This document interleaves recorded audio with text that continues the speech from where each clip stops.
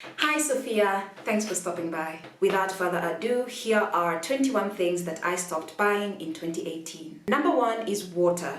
People who live in Nairobi or in Kenya know that you don't drink water from the tap. You have to either buy your water or you get your water purified. So for me, instead of buying water every other week, I just bought a water purifier and it has been saving me a lot of money. Honestly, I still don't know why people buy water when you can simply purify your water right. Number two is smoothies and juices. So instead of buying smoothies and juices from shops, I simply make them. So I invested in a blender and a juicer, and I always have fruits and vegetables in my house. So every time when I feel like having a healthy drink, I simply make it myself. Number three is coffee. So I do not buy coffee because I do have coffee at my house, and I also have a mocha pot where I can brew my own coffee, and it's pretty good, I must say. My coffee is really amazing. Number three are vegetables. So if you follow me on my Instagram, you've probably already seen my kitchen garden where I do plant spinach, I plant skuma, I have onions, I have chilies, I have managu. I've also started doing tomatoes. So point number five is I don't spend my money at expensive grocery stores. What I do is I go to the market. So if you live in Nairobi or in Kenya really, there has to be a market that's very close by to where you live. So that's where I go and I get all my groceries from. My market day is usually either on Wednesdays or Saturdays. So I go to the market twice a month, and I usually go with literally 1,000 bob, and I get my groceries for 2 weeks. Like, food at the actual market is dirt cheap. I am telling you, you're going to be spending very little money. You're going to wonder why you're spending all that money at expensive stores, just getting the same thing, the exact same thing, or even fresher straight from the market. Next is secondhand clothes and fast fashion. Now I know this will really get people talking, but I think when I was in my 20s, I used to invest a lot on secondhand clothes, and I was talking to a friend of mine yesterday, and she was saying, yeah, it's because that's what our parents taught us. They said mtumba is good. Mtumba is lasts longer than any other outfit or clothes or shoes.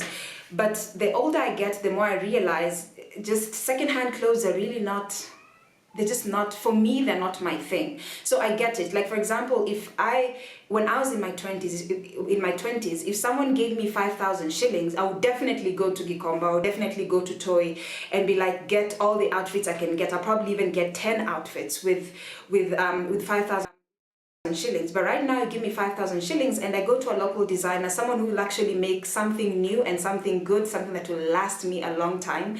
For 5,000 shillings, I'll probably just get one outfit or maybe a skirt and a top, and that would be it. And you know what? I'm like, that's fine, because this is good quality material that I'm getting, a good quality item. And also, there's so many local designers who are so talented that I feel like, why are we still spending our money doing toy hauls and Gikomba hauls while there's so many other designers who are here who either make those clothes themselves or they bring in good quality items. I mean, I get it. If you're still in your 20s and that's what you're doing, I don't blame you, because that's also what I used to do. But right now, I am just phasing out all my second-hand clothes. I still have some, don't get me wrong. I still have some, but if I had the money, I would definitely like do a whole wardrobe change, like just invest in good quality pieces.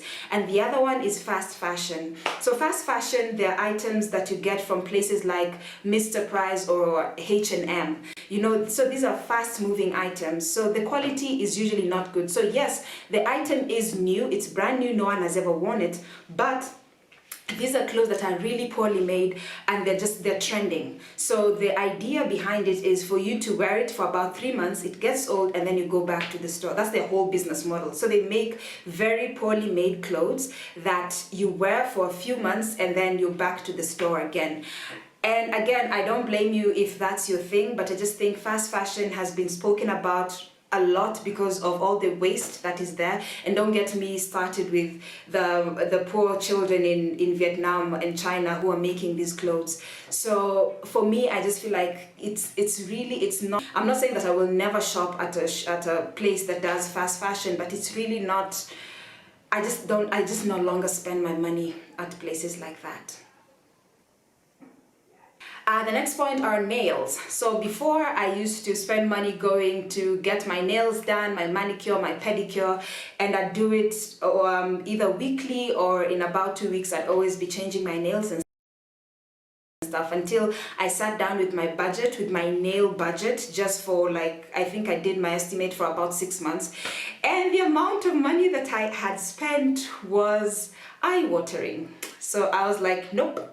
I'm going to get a manicure set and I'll be doing my own nails at home. Currently, I'm just loving the plain look, so I don't put any color on my nails. I just love it the way they are. Except for, say, if I have like a big event and I feel like, oh, I want to go a bit fancy, maybe that's when I'll do my nails. But yeah, I stopped getting manicures and pedicures. Next is I cut my hair. So I've always had short hair until when I came back to Kenya in 2017, last year when I came back, and I decided to grow my hair. And then I was spending a lot of money in salons, especially this, which was great. I mean, they treat you very well, they know their stuff, they're professionals. But then I looked at it and I was like, you know what, I would rather go back to my short hair and do my treatments and everything at home, and that's what I do right now. So I do have treatments. When I want to get a treatment, I do it at home. I also have a hair dryer that I do it from home. But once in a while, like you see this, I got it done 2 days ago. I got this done 2 days ago. So sometimes when I'm feeling like, oh, maybe I just want a little change, I'll just go to the local salon and the lady there will just fix something. So this is something that won't really stay for a long time, but at least it's a little change that I like. But yeah, basically I cut my hair, so it's low maintenance, and I also do all my treatments and all of that at home. Next is facials. So a little disclaimer, I do still go for my facials once a month. I have a lady who's been doing my face ever since I was in Daystar. So for more than 10 years actually, I've been doing facials with her up until when I moved to South Africa, and then I came back. So she's still the lady who does my face. But apart from that, I do my home facials, and sometimes if I don't have the money for a facial, I just will skip that month and I will do it the next.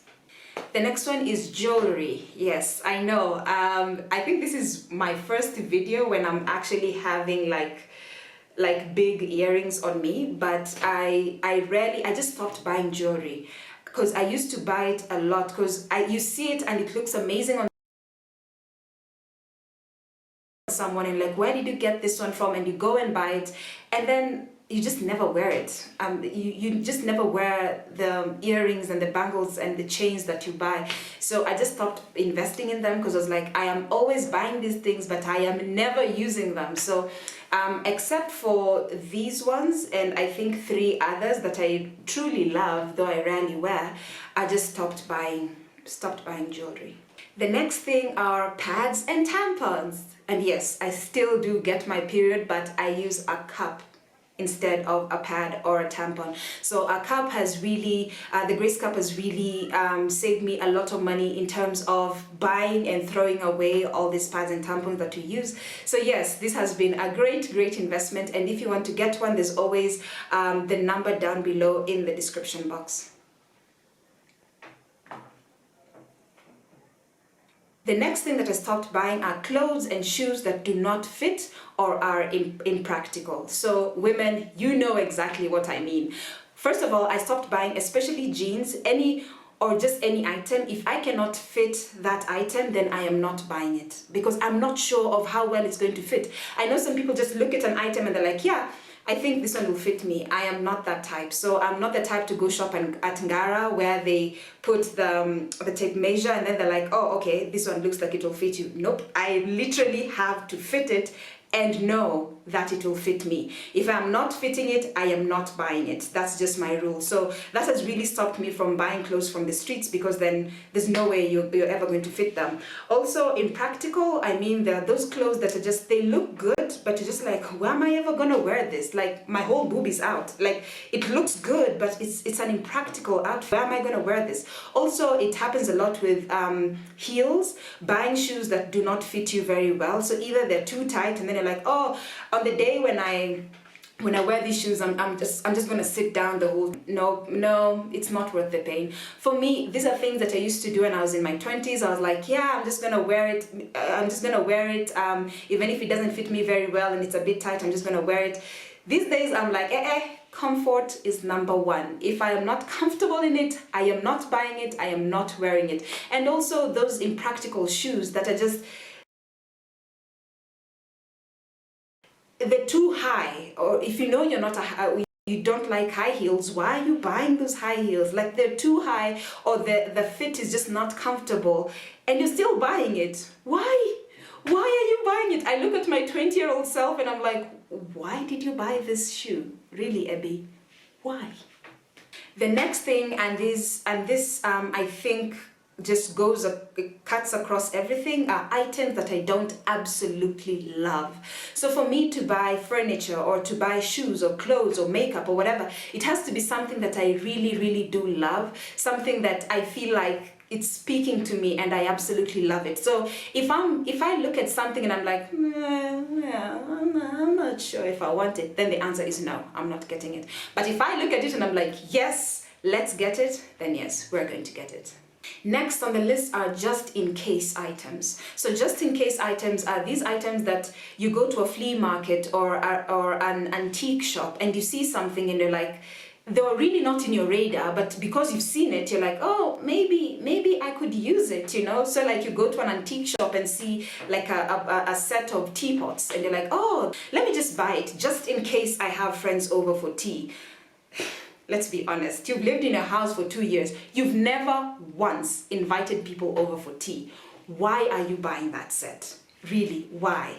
Or you see a vacuum cleaner, then you're like, you know what? One day I may buy a carpet, so I might need a vacuum cleaner, so let me just buy it. No, don't buy it. Those are just in case items. Buy it when you actually need it. The next one is occasion items or special event items, items of clothing. So for example, you're invited, this happens so much, you're invited to a baby shower and they're like, it has to be an all white or all pink or all blue or whatever. I never spend my money going to buy just for that one event, unless I'm buying that outfit that I know is going to be practical and I'm going to wear it over and over again. But I'm not just going to buy an outfit because my friend is getting married. I'm going to pick something that's already in my wardrobe and that's what I'm going to buy. I do not spend money on special event outfits, just no. The other thing are once-off outfits, and that also applies to wedding outfits. So I don't think I'll ever get married, but if I ever do, my outfit will definitely be rented. And if I don't rent my outfit, then I'm going to have it designed in such a way that after the wedding it can be changed or modified to be an outfit that I can actually wear it on a day-to-day basis. Otherwise, I just don't see the reason why you should spend $1,000 or even $3,000 on an outfit that you're literally going to wear for one day.